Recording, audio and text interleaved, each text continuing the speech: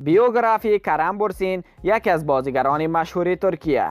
در ادامه این ویدیوی جالب با ما همراه باشید. قبل از آن ویدیوی ما را لایک نمایید.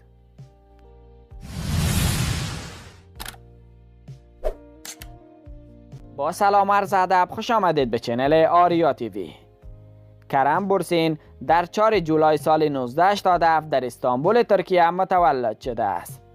وقتی که او تنها 12 سال سن داشت به همراه خانواده‌اش به امریکا نقل مکان کرد. او از کالج امیرسون در بوستون ماساچوست فارغ التحصیل شده است. کرم بورسین به زبان ترکی و انگلیسی مسلط کامل دارد. قد او 1 متر و 79 سانتی متر است.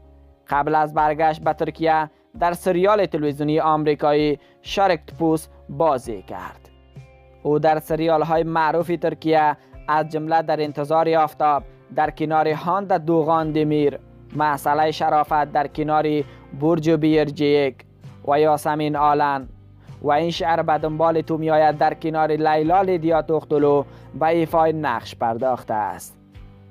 او از سال 2016 با سرینای سریاکایا رابطه دارد. این دو در تبلیغات ماوی هم بازی بودند. او یک خواهر به نام میلیس بورسین دارد. دینیل دیلویس بازیگر مورد علاقه او می باشد. دوستان عزیز، برای حمایت از ما کافی است ویدیوی ما را لایک نمایید، چینل ما را سابسکرایب و روی زنگوله فشار دید تا از هر ویدیوی جدیدی که ما آپلود میکنیم با خبر شوید. و در آخر منتظر نظریات، انتقادات و پیشنهادات خوبتان در بخش کامنت هستیم.